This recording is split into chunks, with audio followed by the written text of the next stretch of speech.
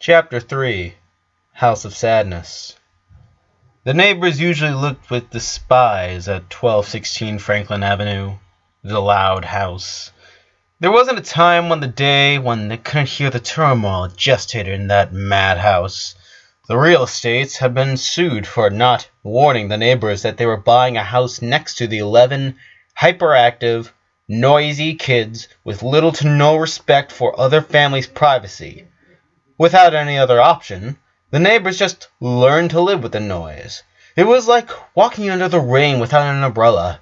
At first, it was really annoying, but there comes a time when your brain decides it's not worth wasting an energy trying to acknowledge every single raindrop's impact on your body. So it reaches a state where you know it's raining, and maybe a raindrop in your eye reminds you of it, but you actually just don't care anymore. That's exactly how the neighbors were used to the louds. It was because they were so used to it that, on that Sunday night, they were able to notice that every other night's torrential storm was now just a drizzle. Someone from another neighborhood would have been surprised about the sound of electric guitars, television, and what seemed to be carting cars, but the everyday neighbors noticed subtle differences. Obviously, no one put much thought into it. First, because it was none of their business. Second, because a little less noise would always be welcomed. And finally, because they weren't always so sure about their perception being right. After all, they could hear quite a mess. Maybe their intuition was wrong. Little they knew, their intuition couldn't be more right. The key, as always, was in the details. For example, Luann was watching, as always, her favorite comedy channel, Fail Armada. TV was at max volume, as it was always necessary to hear something above all the noise.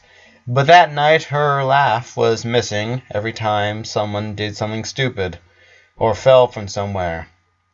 The neighbors didn't hear the sound of an American football bouncing on every wall, knocking down the furniture right and left. There was just the sound of pounding on the doors and lintel, caused by Lynn's baseball, which she was throwing as she was waiting sitting on the stairs. The light show and explosions from Lisa's room was also absent that night, for she did not need her machines to read her medical books. Lola and Lena seemed to be doing the same as always, driving the karting inside the house and playing with lizards, respectively.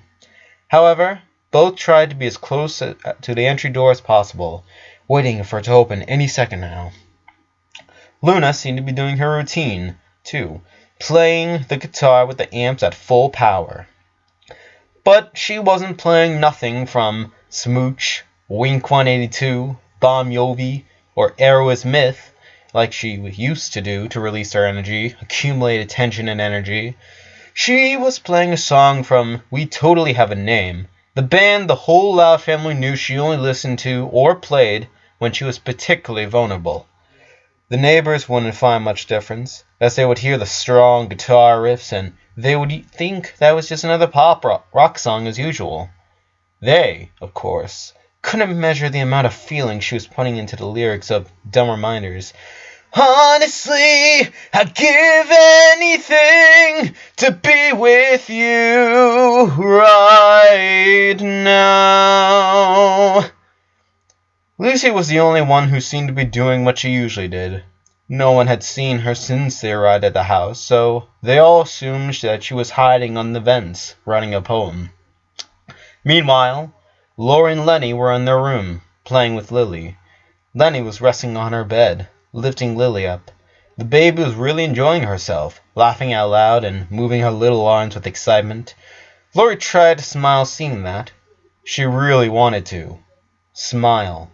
Have some fun and distract herself.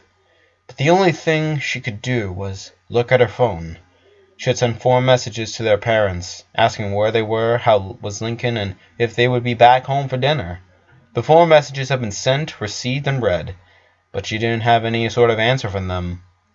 She wanted to keep calm. Really. She only wanted to convince herself that everything was okay. But, being the oldest in a family as big as hers, she tended to worry an awful lot for every single one of her siblings. And even though she would never, ever say it out loud, not even to Bobby. She may worry a little more about Lincoln. The fact that he was in the hospital was really unnerving. Not having any kind of news was just making it worse. None of them would openly admit it, but they all knew Lincoln was everyone's favorite sibling. They didn't spend a lot of time with him, no more than with the rest of the siblings, at least. It wasn't that they didn't fight with him neither, not even close. They often rationalized it, arguing that it was because he was the only boy among 10 girls. How couldn't they not be so overprotective with their only brother?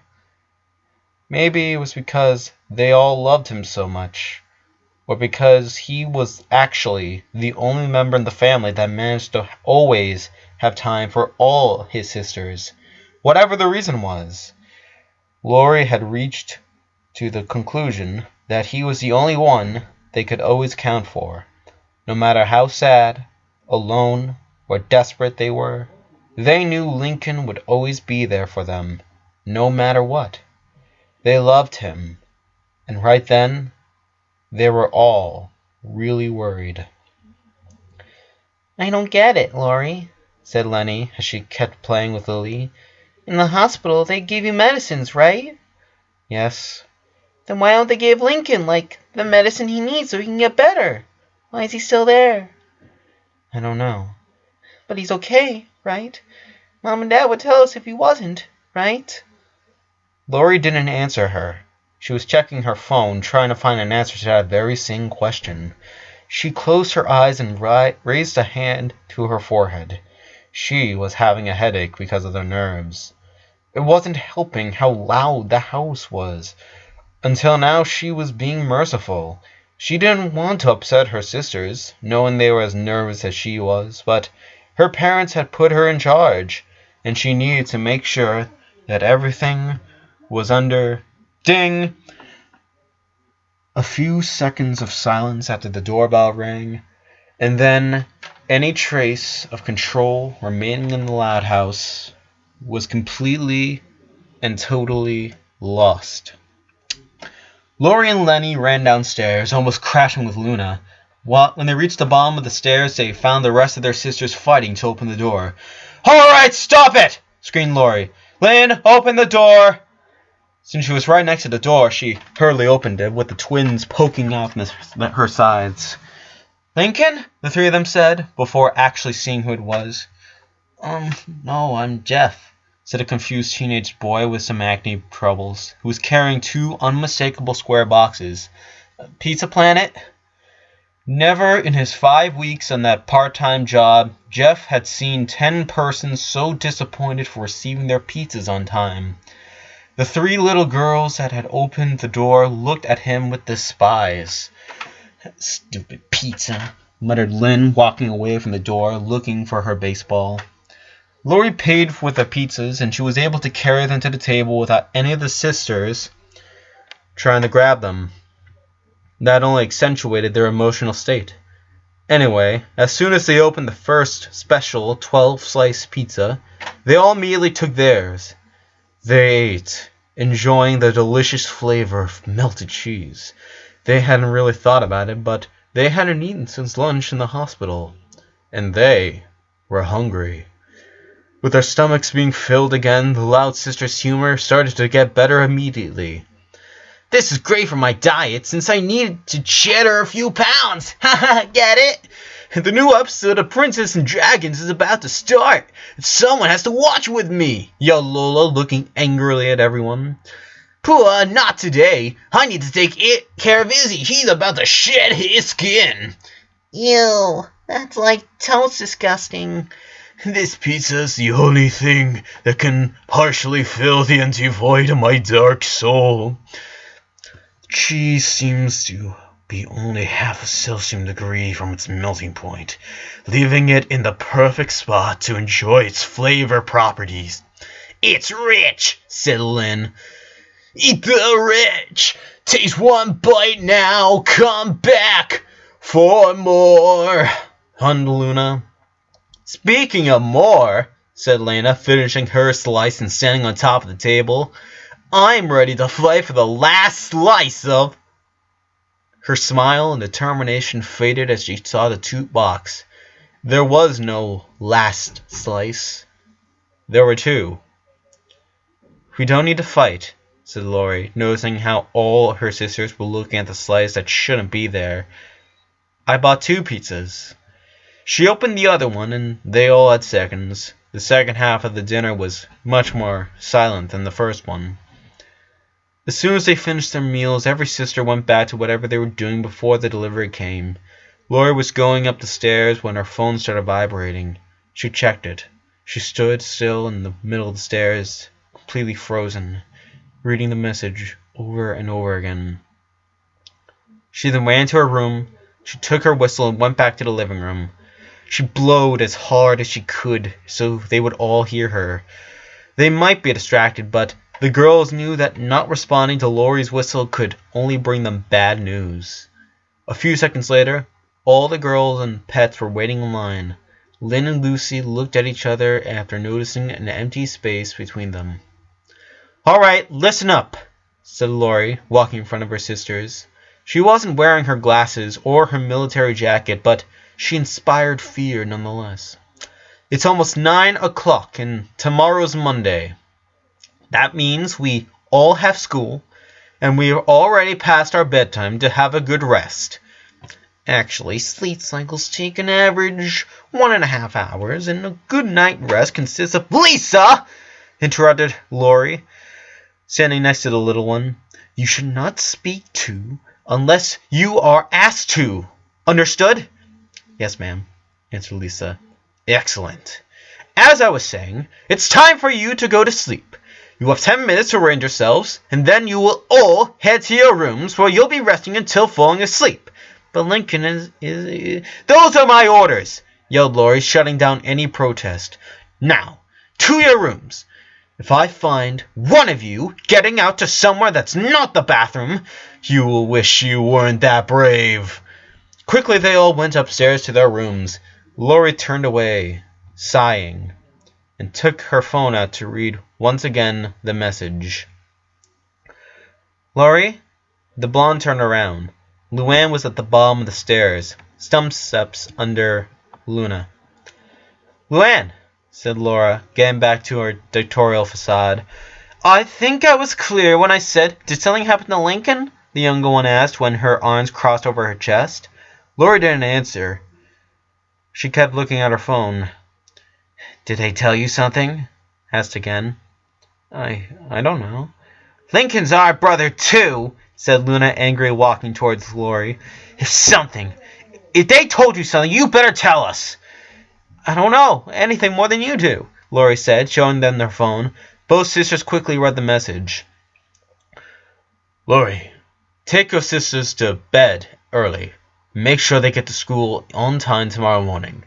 Your mother and I will stay here tonight." "That's it?" said Luann, getting nervous. "Why are they staying at the hospital? Is he okay? What if something happened? Why wouldn't they tell us?"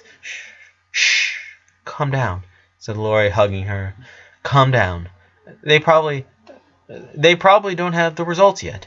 The hospital can't let him go if they don't know what he has. Maybe he needs to stay in for the night, for observation, Maybe Mom and Dad don't want him to be alone in the hospital, okay? Don't worry." Even though she was actually trying to convince herself, her words seemed to calm Luann down. Laurie looked at Luna. "Everything is going to be all right. Now go to sleep. We all need rest." "Okay, Lucy, Lena, Lola, here's your stop," said Laurie, leaving the younger ones at the elementary school. The 3 girls went out of the van right away, going to their classrooms. Having dropped off Lisa at the local college, where she would discourse about atom colliders and their use in the jelly industry, only the 5 older sisters were in the van. Middle and high school was just a few blocks away, so they quickly got there. School, homework, and being with their friends was just what they all needed right now. "Our PE teacher said she would let us play with real tennis rackets, and not just those wooden pallets. I'm sure I can serve a ball from the gym to the house across the street." "You better enjoy it, since it'll be the last time they let you use them." Please, the moment they see me serve, they'll be begging me to play on the regionals."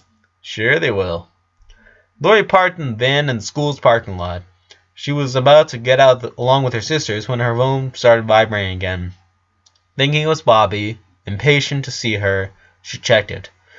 Her whole body tensed when she saw it was a message from her parents, and as she was reading it, her blood started to get colder and colder. Lori, as soon as you take your sisters to school, come to the hospital with Lenny. Just the two of you. Don't let the others find out. She started breathing hard, and her heart was working double time. They hadn't told her anything odd. It was nothing to worry about. Just go to the hospital with Lenny. Nothing in that message seemed to imply anything bad happening.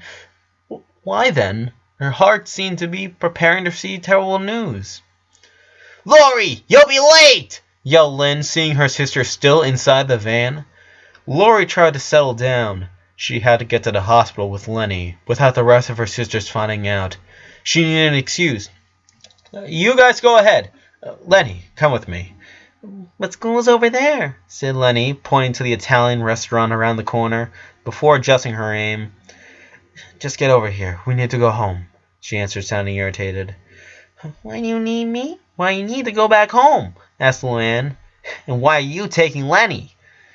Because. Her brain was looking for an excuse that allowed no questioning. What could she... Of course. I had one of those incidents. That kind of incident.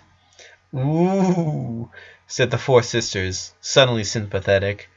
And why do I have to come with you? Asked Lenny. Because I ran out of equipment and I need to borrow some from you, okay? And I literally don't know where the heck you have your things, so get in the van, let's get out of here. She sounded so irritated that her alibi looked much more real. Lenny said goodbye to her sisters, and she entered the van once again. Lori quickly drove away from the parking lot, driving down the street. That's odd, said Lynn suspiciously. Our house is in the other direction. Lori already had that this month. I think she's overreacting. Get it? She looked kind of nervous. Why would she? Luna didn't finish her sentence. The three of them suddenly realized something. Lincoln, they said. The hospital's that way, said Luann, pointing out the direction Lori went. Do you think something happened to them? Asked Lynn, worried. She was reading a text. Do you think they called her? Maybe. Should we stay or should we go? Asked Luna. What do you mean? Of course we need to go. But Lynn, what about school? What about your tennis class? Luann, we are talking about Lincoln here. Fuck that tennis class. Normally they would have not told her not to swear, but right then, neither Luna nor Luann were worried about it. After 20 minutes of the worst traffic ever, Lori finally parked in the hospital's parking lot. She got out of the car, followed by Lenny, and started hurriedly walking towards the entry.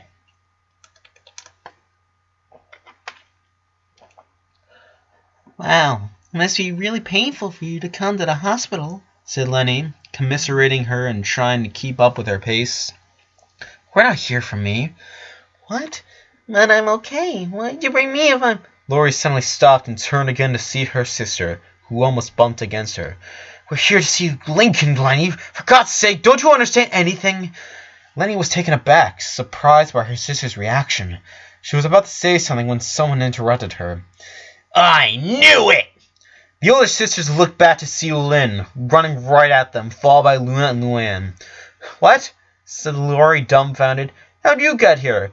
Chunk gave us a ride, answered Luna, clearly pissed off. What are you doing here? Why'd you come here without us? Listen, Mom and Dad told me to come. I don't know. Why didn't you tell us? Demanded Luann. They told me to only tell Lenny. How could you? He's our brother! Lori's instinctive reaction would have been to tell Lynn that she already knew that. Maybe her most primitive instinct would have maybe made her want to smack her out of rage. But Lori was trained to keep it cool. So she closed her eyes, breathed 3 times, and a 4th. Look, you're right. I shouldn't have kept this from you. They didn't want you to know, but you're all here now, so it doesn't matter. I don't know why they called me, so don't ask. Just keep it down, alright? Now, let's go see our brother. There! Said Lynn, completely forgetting the rule about keeping it quiet inside the hospital. They had somehow managed to enter the room area without any doctor stopping them. However, Lynn probably just alerted every doctor on the floor about their presence. They went straight to the room Link was staying the day before. The door was closed, but it had a big glass panel that allowed them to look inside. The five sisters tried to look through it. They immediately recognized Lincoln standing next to the windows looking outside. His doctor was standing beside him, speaking. "Lincoln!" called him Lynn, as he tried to open the door, but it was locked. "Don't scream," Lori tried to tell her. "Lincoln, it's us!" The doctor looked at them, but Lincoln kept looking out the window. The two of them exchanged some words. The doctor seemed to be insisting on something, but Lincoln kept shaking his head. Finally, the doctor sighed and went to the door. "Lincoln!" Lynn was calling, confused at seeing him turn around and heading to his bed without even looking at them. As soon as the doctor opened the door and stepped out of the room, the girls started to assault him with questions.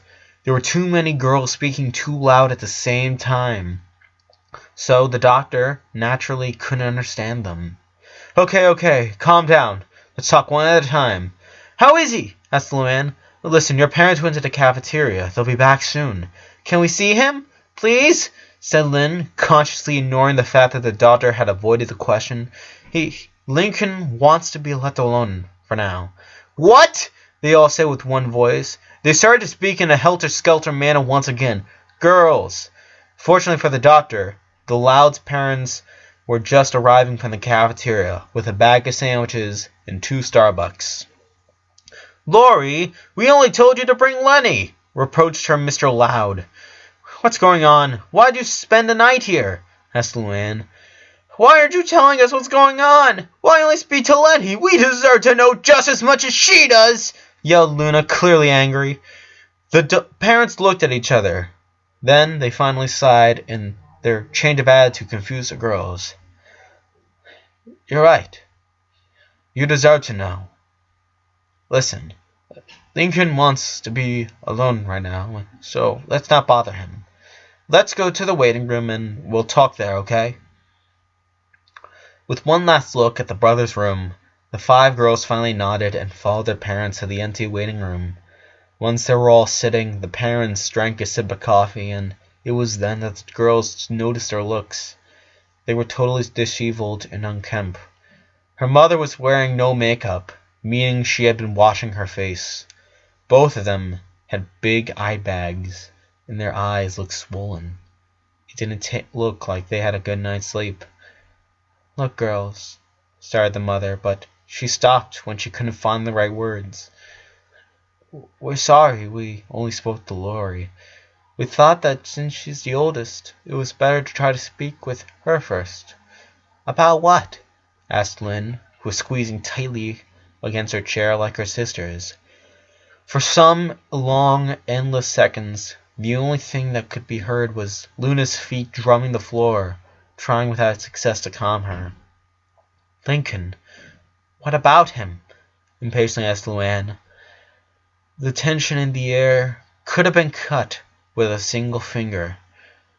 "He's sick," said Mr. Loud. "Sick? How come? It was I hit him with a ball. He fainted." "No, it wasn't that. Lincoln was sick before that. It's just we didn't know. We didn't realize," said Miss Loud, her voice trailing off and her gaze lost somewhere, like she was thinking out loud. "What do you mean, before that? Since when?" asked Lori, trying to think about the best outcome for this conversation, wishing with all her heart that this was going to have a happy ending. "A long time.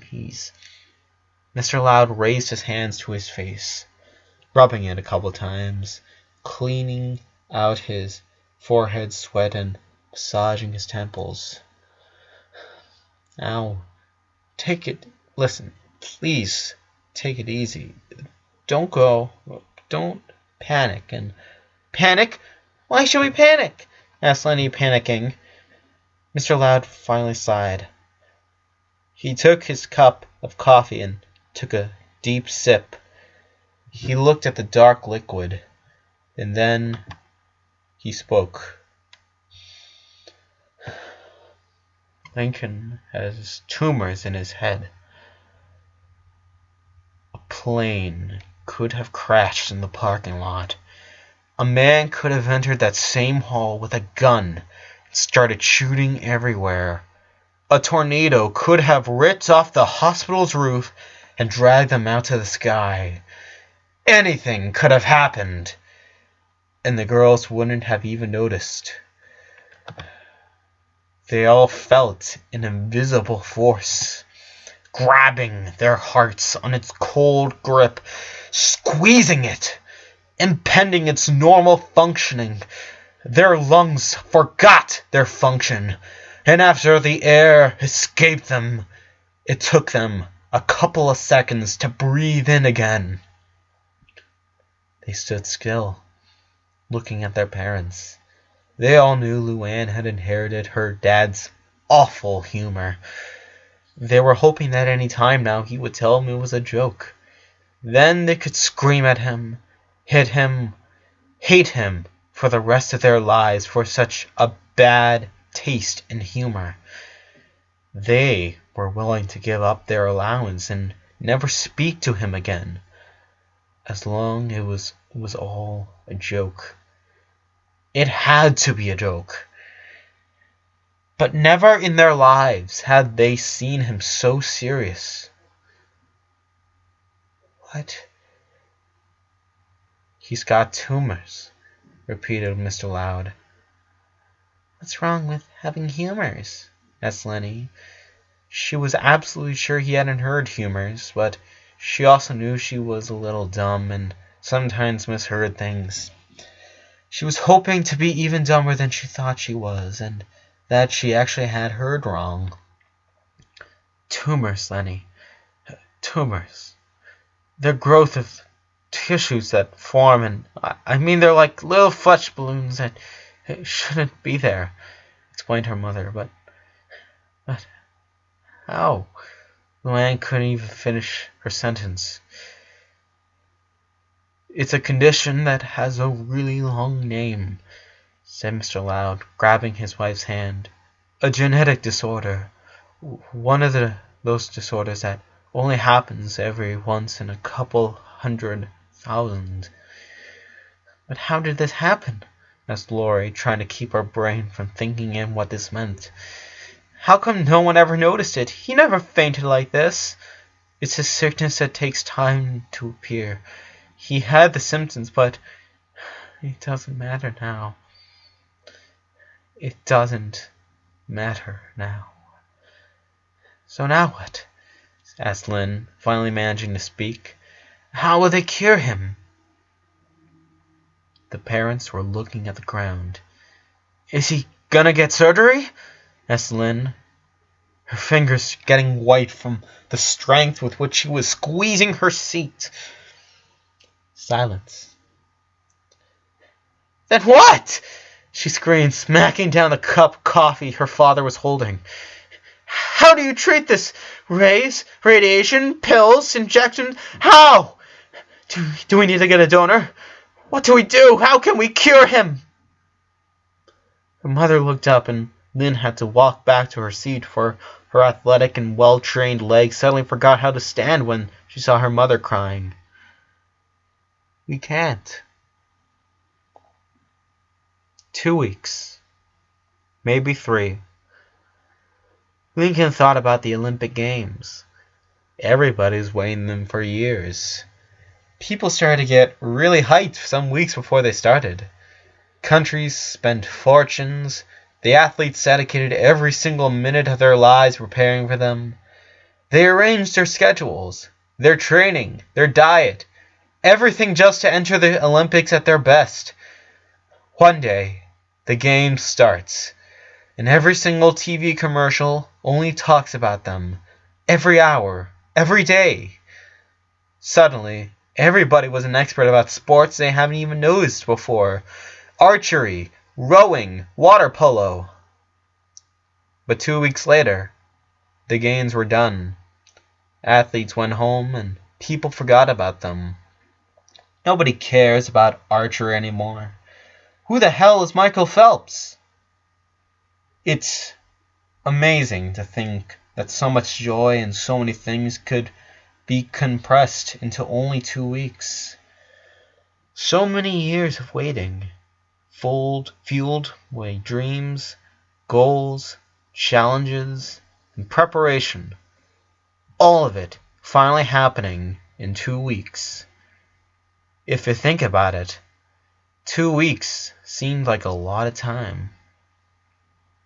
But athletes came back home to train.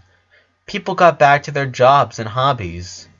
Countries kept being countries. Lincoln was just going to die. The doctor explained it to him the night before. He was sick. He had tumors inside his head, and they had expanded. There was no way they could tell when, but it would soon reach his heart, which would stop working, and he would die. The doctor took his time explaining the whole process of the disease. He detailed the causes, the reasons, the organism responses. It was like he was reading a book. A really interesting chapter, The Things That Will Kill Me, and We Don't Know How to Fix It, Volume 5. He seemed to be studying for lessons for an exam he will never take. So Lincoln didn't pay attention. He wasn't a doctor. He didn't care about the fascinating history of his tumors. He only cared that he was going to die. At 11 years old, in 2 weeks, maybe 3. Lincoln never really thought about death. Who thinks about death anyway, besides Lucy? No one. People live thinking about life because they're alive. Everybody has some idea about death. They know it's something unavoidable, that everyone will have their time, but no one actually tries to understand it, since they believe their time is so far away. Maybe old people think about death. Perhaps a soldier finds himself thinking about death. A kid definitely shouldn't be thinking about death, let alone being forced to see it as something that's about to happen. No kid should be thinking about the fact that he's going to die in 2 weeks, maybe 3. He didn't cry, though. He didn't when the doctors told him the news. He didn't cry even when he saw his parents crying, torn apart about the news. His mother's screams almost did it, but it was more because he was seeing his mother cry, rather than the fact that he was going to meet his own demise. He didn't cry in the whole night, even though he was awake the entire night with his parents, not even closing his eyes. He wasn't sad. He was mostly angry, because it was unfair. The whole situation was an injustice, and that made him angry. That's why he threw his food against the wall. That's why his parents went to the cafeteria to buy a new breakfast, and the doctor tried to talk with him, even though he didn't listen. Because he wasn't sad. He was infuriated. And then he heard Lynn's voice. He heard his sisters trying to open the door, calling his name, and then, yes, he was about to cry. He would have, but he didn't want to. He asked the doctor to leave him alone and keep his sisters out. He rested on his bed, trying to think about something else, 'cause he really didn't want to cry. The door opened. He sighed, without looking away from the food stain on the wall. He heard someone coming in and locking the door again. It wasn't his sisters or his parents. It was probably the doctor, but there was something odd. His steps were accompanied by a thud, like there was something hitting the floor.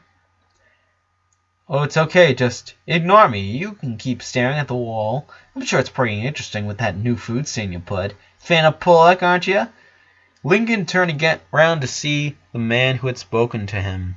He didn't recognize him. He was a tall man wearing some old jeans and a blue shirt under a black suit. His hair was short, hoary, and unkempt, with a 2-day beard that he didn't seem to mind. His stern face made him look like a serious guy, but nothing else from him seemed to support that idea. The most notorious thing was his cane, all black with some red flames at the bottom. "Who are you?" asked Lincoln, trying to sound nice. "I'm your doctor," the man answered, sitting on the empty bedroom. "No, you're not. My doctor's shorter and less handsome." "Yeah, that's right," he interrupted him, while he took a small bottle, took out a pill, and swallowed it without water or any other liquid. "That's just one of the doctors working for me. My name's Dr.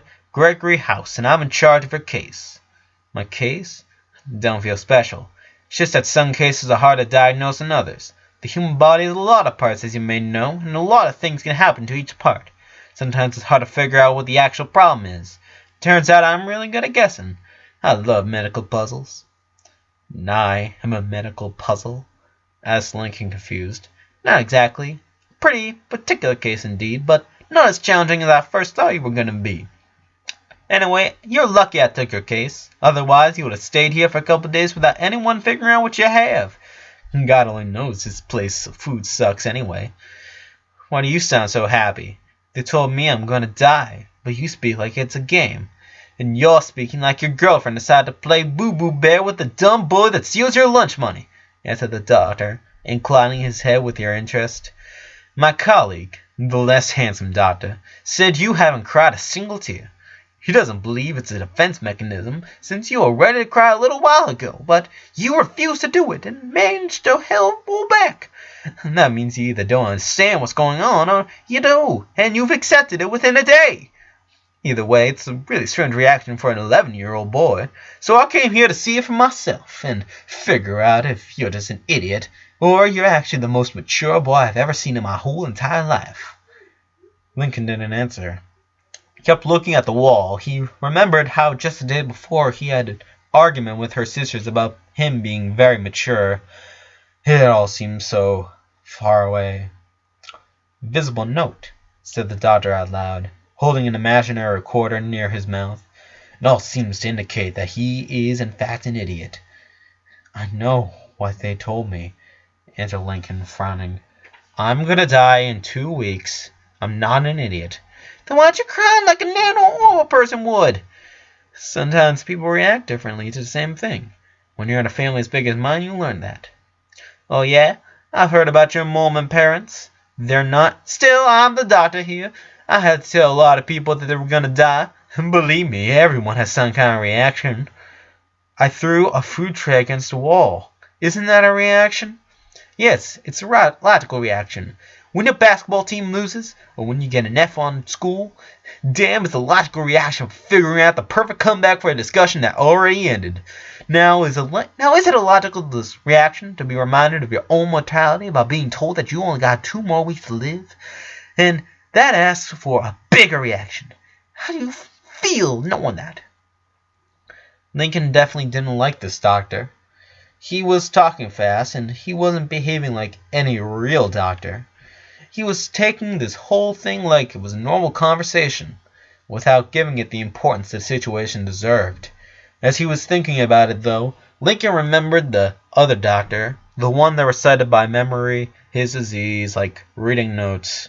This Dr. House seemed to be interested about him, Lincoln, as a person. Even if it was in some twisted medical puzzle way, he wanted to know about him, and strangely enough, that made Lincoln decide to keep talking with him. "I don't know, I'm sad, but not as much as I think I should be. I'm not sure I fully digest what this means." "That makes sense. But if you're aware that you haven't fully digested the news, it's because you know there's something more than what you've been thinking through, which means that you have a slight idea of the implications this has. So you actually know how bad this is. Therefore, it doesn't make any sense." "Maybe, but I'm angry." "With whom?" "Nobody." "Everybody. It's unfair." "That's not fair, kid." "Well, it should be. Why do I have to die this young? Why are bad people living long, healthy lives, and good people dying when they shouldn't. Why didn't the doctors diagnose me when there was time to save me? Oh, come on, said House, standing up and walking across the room. There are over 7 billion people in this world, and we are just a small grain of sand in this galaxy, which is not even the only one in the cosmos. Do you really think the universe cares whether it's being fair with an 11-year-old boy in this town that doesn't even have an up-there Google Street View? Unless you believe in the existence of a long-bearded man sitting in space counting every time a mockingbird dies in the universe, you shouldn't be surprised finding out something bad happens. There's no justice. There's no fair or unfair. There's just stuff that happens. Sometimes we like them, sometimes we don't. Lincoln looked at him. He was definitely the worst doctor in the world. A 40-something man yelling at an 11-year-old boy that was diagnosed with a terminal disease. Normally, he would have been really scared about an adult talking to him like that, but in the moment, he actually wanted to hit him. He thought about what his sisters would do if they knew how this guy was treating him. His sisters. Dr. Loud saw Lincoln's face sadden, suddenly looking like he was about to cry. He looked down and closed his eyes. With a sigh, he sat on the boy's bed, carefully enough to not be sitting over one of his legs. Both of them were silent, not even looking at the other. It's not the doctor's fault, House finally said. Lincoln looked up. Perhaps if some of them would have ordered some unnecessary exam out of a hunch, then they could have found it. But, as I said, yours is a particular case. A lot of variables and coincidences. Did the doctors explain what you have? Yes, it's neurofibromatosis type 1, completed House. This particular type is when you have tumors on your brain nerves. It's usually hereditary, but there's a little less than 1% chance for it to happen without any family antecedent. Lucky me, said Lincoln with a little resignated smile. House smiled as well. It's a very complex disease that can manifest in different forms. You can present symptoms right away, or it can remain hidden, and one day it suddenly appears. Some signs, some symptoms. One of the most common is the attention deficit hyperactivity disorder, or ADHD. Do I have that? Said Lincoln, surprised. How come no one ever realized it? Oh, I'm pretty sure everyone's noticed it. Let me guess, you have some concentration problems. You live turning everyday situations into intricate James Bond-like missions, and you're really good at doing a lot of small tasks one after another, probably playing with each one of your sisters doing their sister stuff. Lincoln stared open-mouthed, confirming the doctor's theory. Alright, but guess what? You were born in the communication era, when the average attention span of the human being has been reduced to 20 minutes. You live with 10 sisters, for God's sake. If you had an average concentration level, you'd be deaf or autistic. Only by reading your family records and seeing so many names, the doctors would assume you have some kind of manufactured ADHD. Lincoln was dumbfounded. Anyway, that's one of the symptoms. Being born in the biggest family in the state looks like a disastrous coincidence. You're gonna live with this one. Your grandfather's albino. Pop? Exactly, I guess. But the thing is, your grandfather was born with a genetic condition, usually hereditary, that can skip generations, that make him have, among other things, completely white hair. Cool, huh? When you were 2 years old and your hair started turning white, and any doctor would think it was due to soul activation of your grandfather's genes. And of course, they didn't have anywhere else to look. In a year or two, you would have started growing dark hairs everywhere, and maybe they would have considered the possibility of white hair being the result of a discoloration produced by little tumors affecting the proper distribution of melanin in your scalp. If that doesn't seem like a series of unfortunate events, then listen up. Usually a tumor may only produce discoloration on a single lock of hair, but yours were perfectly spread out to make your head look like a beautiful snowflake. Lincoln rested again his pillow, took a hand to his hair. I shouldn't have my hair white. If I had to guess, I'd say you should either be blonde or brown. All this time? Yep, the signs were there, but circumstances made everyone dismiss them. It all looked like a dream, like an intricate TV movie plot. It was the perfect series of events for a comedy. It seemed so unreal for it to be true, and yet he knew it was. He was dying because of it. You know, I usually don't go back on what I've already said, but now that I told you all these things out loud, well, Maybe the universe was unfair with you. I mean, all this shit, and you could have been only enjoy some privileges, like your parents buying you new clothes instead of having girly hand-me-downs. You must have really messed up on another lot to have such awful luck. I had 3 cousins growing up. It was hugely unbearable. I pity you, kid. Lincoln raised his head. House was looking at him with a little smile, like he was waiting for a reaction. Then it hit Lincoln. He wasn't telling him all this to make him feel better. He just wanted to see him cry, telling him the details of his unfortunate fate. It was just a morbid talk to see his reaction. He wouldn't allow this to continue. Did you really just come here to see if I would cry? Would you like to see me cry? Would your curiosity be satisfied if you saw me cry? Tough luck. Do you really want to know why I'm not crying? Because I'm thinking about me. I'm thinking about the time I have left. All the things I didn't do and all the things I never will get to do. Because I'm thinking if it will hurt or not when I die. Or if it's gonna feel like I'm falling asleep or fainting. I think about it. I think about me. And I get angry. And I get sad. But it's not so bad. You know why? Because 2 or 3 weeks from now, I'll be dead. And it won't matter anymore if I'm happy or not.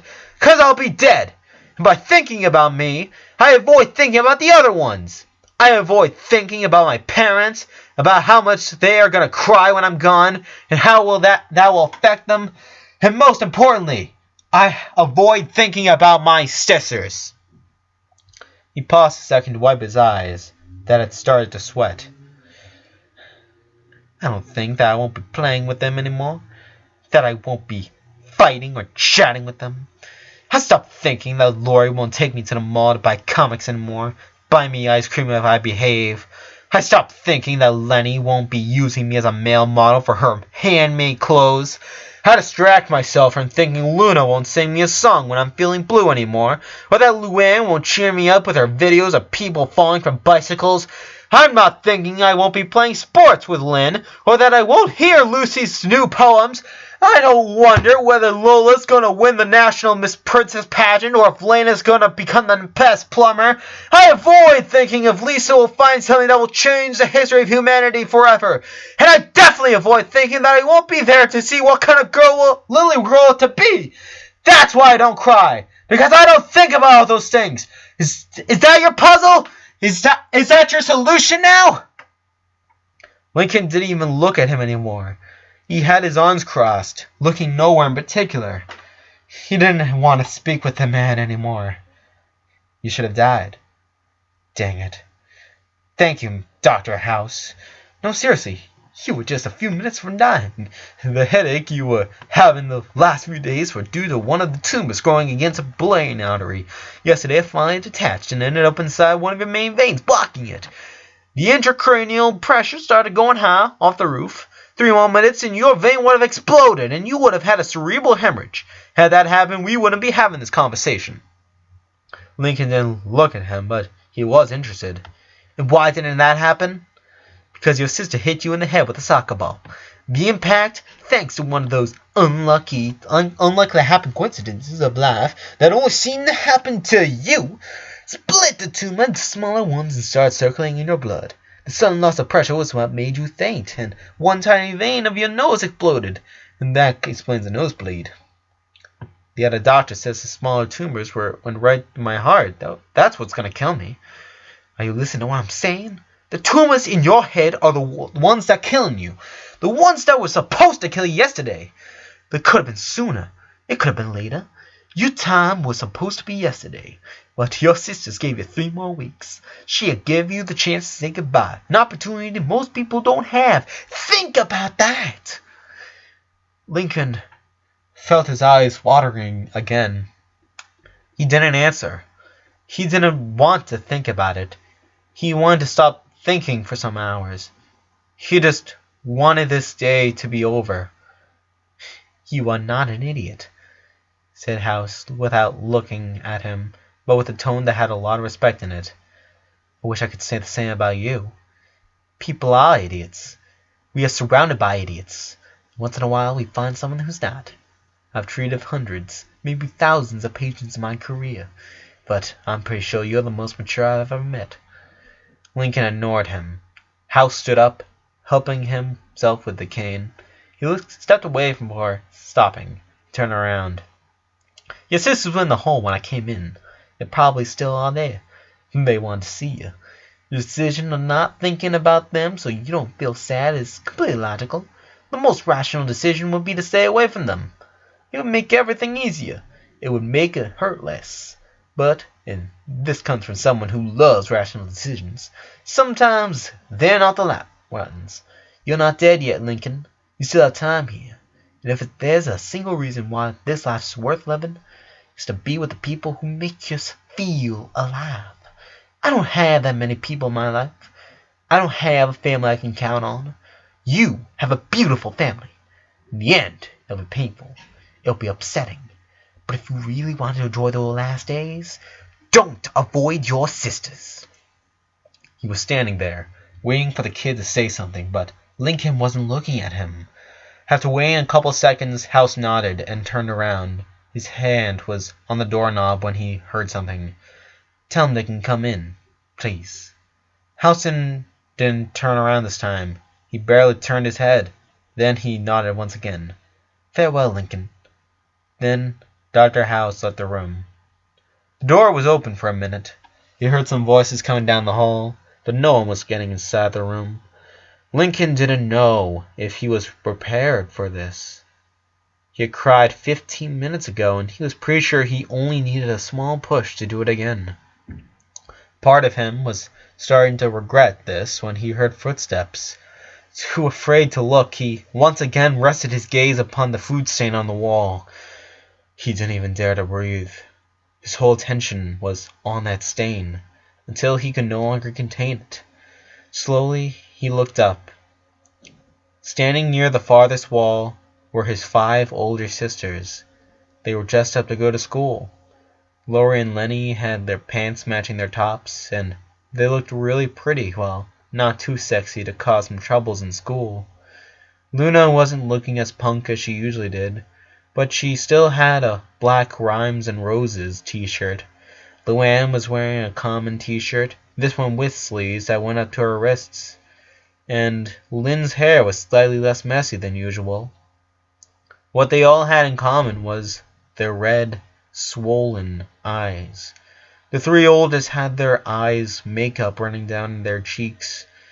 The 5 of them were standing right there. They were looking at Lincoln as if he wasn't really there. Like they were afraid that he was a hologram and that it would fade away if they came too close. Lincoln also stayed in his bed. He wondered if they could see him, that he had been crying too. He didn't want them to worry. Finally, since no one seemed to be ready to make a move, Lincoln decided to stand up. He slowly approached his sisters. Lori was the nearest. He usually looked up to her and saw her really tall, really big. A figure that imposed fear and respect over her younger siblings. Right then, however, she looked like a little girl. Delicate, fragile. They remained in front of each other for some seconds.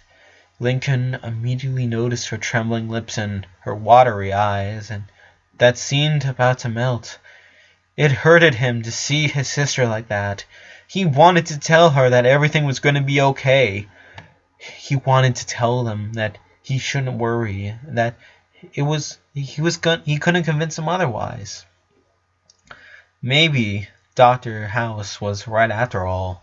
You can't avoid situations like that, no matter how painful they are. Maybe some things are just meant to be painful. He looked Lori in her eyes once again. Surprising, even himself, he managed to smile with ease. It was a resignated smile, yes, but a smile nonetheless. Lori bit her bottom lip as she saw that smile. And when Lincoln extended his arms, inviting her to a hug, she let herself fall right on her knees until she was eye level with her brother, and she hugged him like she hadn't hugged anyone before. Soon the rest of the sisters gathered around and hugged their younger brother. 6 souls bonding, sharing a most intimate moment words could not